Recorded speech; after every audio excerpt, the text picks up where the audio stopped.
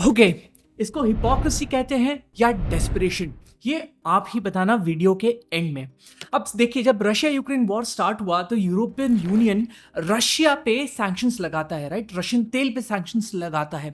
फिर अपने ही लगाए हुए सैंक्शंस और पॉलिसीज में लूप होल्स ढूंढ के खुद ही रशियन तेल खरीदता है। और इस सब में गाली किसको पड़ता है पूरा टाइम? इंडिया को।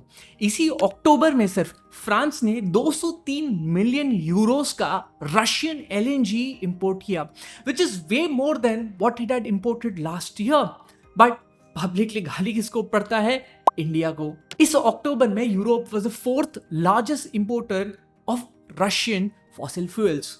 लेकिन पब्लिकली गाली किसको पड़ता है? You know it. Today, Europe is buying oil. Europe is buying gas. I just read the new package of sanctions. और ये वीडियो तो इसके ऊपर है भी नहीं कि ये यूरोपियन यूनियन रशिया से डायरेक्टली कितना तेल खरीद रहे हैं, बट इस पे है कि खुद ही के लगाए हुए सैंक्शंस में लूप होल्स ढूंढ के, गैप्स ढूंढ के रशियन तेल इनडायरेक्टली कैसे खरीद रहे हैं और उनको ये पहुंचा रहा है इंडिया। अब इंटरेस्टिंगली रिपोर्ट के हिसाब से इंडिया के 3 जगहों से रिकॉर्ड एक्सपोर्ट्स हो रहे हैं रिफाइंड ऑयल प्रोडक्ट्स का टू द यूरोपियन यूनियन। कौन सी जगह है ये? और एक इंटरेस्टिंग सवाल पूछता हूँ कि दुनिया भर में शिप्स पे तो सैंक्शंस लगे हुए हैं कि रशियन ऑयल कोई नहीं पहुंचा सकता, कोई कैरी नहीं कर सकता, तो दुनिया भर में ये रशियन ऑयल पहुंच कैसे रहे हैं? ओके, चलिए इंडियन इकोनॉमी रिलेटेड ये इंटरेस्टिंग स्टोरी को जानते हैं।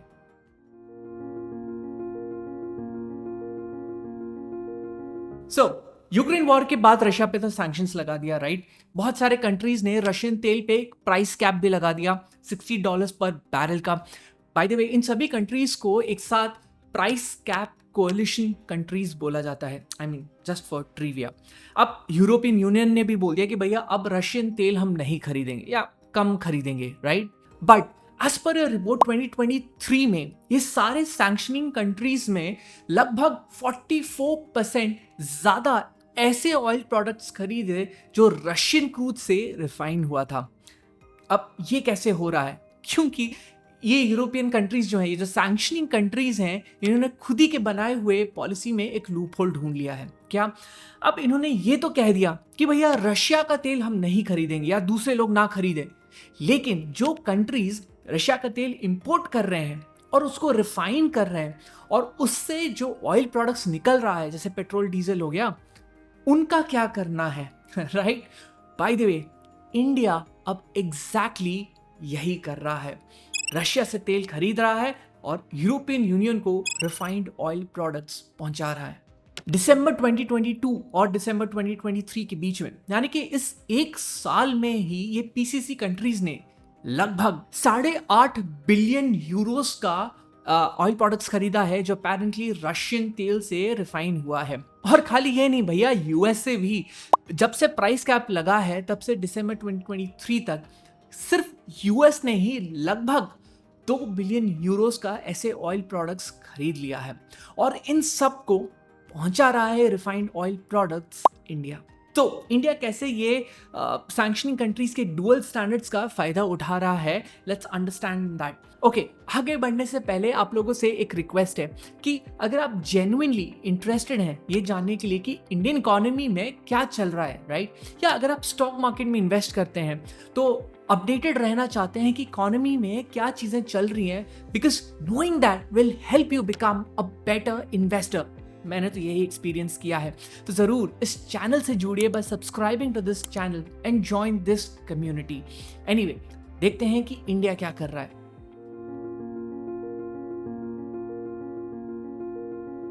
So, India has become the largest exporter of oil products to European Union. Largest exporter. And apparently, most of these oil products have been refined using Russian crude oil. जितना भी शोर शराबा हो, अभी भी हम रशियन तेल के सेकेंड लार्जेस्ट बायर हैं। तो ये लार्जेस्ट एक्सपोर्टर टू ईयू हम बने कैसे?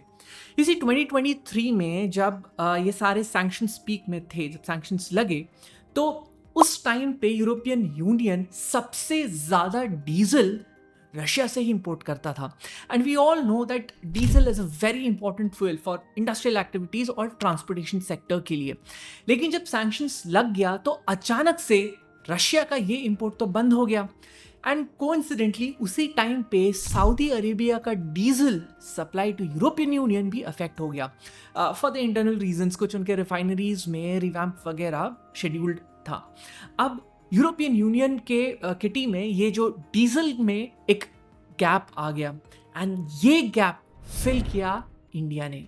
सो यूरोपियन यूनियन में धीरे धीरे इंडियन डीजल का डिमांड बढ़ता जाता है और इंडिया भी स्मार्टली अपना एक्सपोर्ट्स एशिया से डाइवर्ट करके यूरोप की तरफ पहुंचाने लगता है, क्योंकि यूरोप को जो तेल पहुंचा रहा है इंडिया, उसमें मार्जिन्स ज़्यादा मिलता है। सो ये भी इंटरेस्टिंग है कि इंडिया में कौन ऐसा कर रहा है, राइट? कौन European union refined oil products पहुंचा रहा है? So centre for research on energy and clean air के रिपोर्ट के हिसाब से इंडिया में 3 ऐसी जगहें हैं जहां से लगभग 58% increase in exports to European Union देखा गया ऑफ ऑयल प्रोडक्ट्स। और ये 3 जगह थी जामनगर, वाडिनार और तीसरा मैंगलोर। कौन है ये रिफाइनरीज? जामनगर तो हमें पता ही है भाई, दुनिया का सबसे बड़ा रिफाइनरी रिलायंस इंडस्ट्रीज। वाडिनार में है नायरा एनर्जी का refinery. Nayara Energy is India second largest oil private refiner. But I don't know if you know this, but Nayara Energy में 49% स्टेक रोजनेफ्ट का है, which is one of the largest oil companies, but which is a Russian company. Interesting, right? इसीलिए जब ये Ukraine war के बाद सारे sanctions लगने लगे तो नायरा एनर्जी के साथ बहुत सारे लोगों ने डील करने से दे बैक्ड आउट, सेइंग कि भैया हमें नहीं डील करना, पता नहीं क्या सैंक्शंस लग जाएगा। बट इवेंचुअली ये सारा कहाँ पहुंचा वो तो हम देख ही रहे हैं। तीसरा मैंगलोर में है MRPL, Mangalore Refinery Private Limited, और ये कंप्लीटली ओन्ड है बाय ONGC। इट्स अ सरकारी कंपनी भैया। सो इवन सरकारी कंपनीज रशियन तेल को रिफाइन करके पहुंचा रहे हैं European Union as per reports. वैसे तो CREA ने ये एक फैंसी सा ग्राफिक भी बनाया है कि ये PCC कंट्रीज और US को कौन कौन से कहाँ से ऑयल प्रोडक्ट्स पहुंच रहे हैं। एंड जब मैं इस टॉपिक के बारे में और पढ़ने लगा तो आई वाज सरप्राइज्ड टू सी कि इंडिया बड़े चुपके से काफ़ी टाइम से ये चीज़ कर रहा है। अब ये देखिए, ये है इसी नवंबर का headline and exactly same headline है पिछले साल के नवंबर का, एंड ये हेडलाइन है अप्रैल 2023 का। अब इसको इस तरीके से भी देखिए कि भैया अगर आपको और मेरे को ये पता चल पा रहा है कि ये सारा जो ऑयल प्रोडक्ट्स है रिफाइंड हुआ है यूजिंग रशियन क्रूड, तो ऑब्वियसली यूरोपियन यूनियन को तो पता ही है। पब्लिकली वो लोग ये बड़ा स्टैंड ले रहे हैं कि भैया रशिया को नहीं करना, रशिया को हम इनकम जनरेट नहीं करने देंगे, लेकिन जानते हुए भी रिफाइंड रशियन क्रूड ऑयल से प्रोडक्ट्स खरीद रहे हैं through other sources like India. Now is this hypocrisy कहेंगे कि भैया पब्लिकली कुछ और बोल रहे हो, कर कुछ और रहे हो, या इसको प्रैक्टिकलिटी बोलेंगे कि भैया जब कंट्री के सर्वाइवल की बात आती है सब जाए भाड़ में, राइट? और यही चीज तो इंडिया भी समझाते आ रहा है। When every time India was questioned in international forums, भैया आप रशिया से तेल क्यों खरीद रहे हो? So is India's stand validated bye all these figures now? Okay, अब इसमें एक और इंटरेस्टिंग एस्पेक्ट ये है कि दुनिया भर के शिप्स पे तो सैंक्शंस लगाए कि आप रशिया का तेल नहीं ले सकते हो, बट ये रशियन तेल तो फिर भी दुनिया भर में पहुंच रहा है, राइट? कैसे पहुंच रहा है, कौन कैरी कर रहा है? सो अपेरेंटली एक खुफिया ग्रुप ऑफ ऑयल टैंकर्स हैं जो दुनिया भर में रशिया का तेल पहुंचा रहे हैं, एंड दीज खुफिया group of ships are called the shadow fleet. Shadow fleet क्योंकि इनका ओनरशिप ना बड़ा वो है, एम्बिगुअस सा है कि लोगों को पता ही नहीं चल रहा कि भैया ये जो शिप कैरी कर रहा है कौन सी कंट्री का है, कौन ओनर है इसका। I mean most of them are saying कि these are Russian owned shadow fleet, but shadow fleet nonetheless. और इसी वजह से ये जो शिप्स हैं, जो ऑयल टैंकर्स हैं, ये इंटरनेशनल सैंक्शंस को बाईपास कर पा रहे हैं क्योंकि उनका ओनरशिप डिटेल्स बड़ा ही मर्की सा है, बड़ा ही एम्बिगुअस सा है। You will be surprised to know कि इस अक्टूबर में जितना भी रशियन तेल सी से ट्रांसपोर्ट हुआ, 83%, हाँ, ये शैडो फ्लीट ने कैरी किया है। मतलब अमेजिंग, राइट? बट यही शैडो फ्लीट एक बहुत बड़ा एनवायरमेंटल कंसर्न भी बन गए। कैसे? अब क्योंकि ये इनका कोई ओनरशिप का अता पता नहीं है, most of these ships of the shadow fleet are more than 20 year old, तो इनका कोई मेंटेनेंस और इनका जो कंडीशन है बहुत ही ख़राब है। दूसरा, इन शिप्स में इंश्योरेंस वगैरह का, which is a major thing when it comes to seaborne transport, का कोई अता पता नहीं है। इसका मतलब ये है कि ये जो शिप्स हैं जो इतना सारा तेल कैरी कर रहे हैं, अगर कहीं पे ऑयल स्पिल हो जाता है या किसी को कुछ ह्यूमन लॉस होता है, तो उसका भरपाई करने के लिए या वो क्लीन अप को फंड करने के लिए कोई नहीं आगे आने वाला है। All this is happening and European union अब जाग रहा है कि भैया ओ नो, ये शैडो फ्लीट रशिया का तेल कैरी कर रहा है सब जगह, हमें रोकने की ज़रूरत है। We should take more stringent actions, maritime security बढ़ाना हमें पड़ेगा। But whatever it is, shadow fleet do exist in today's waters.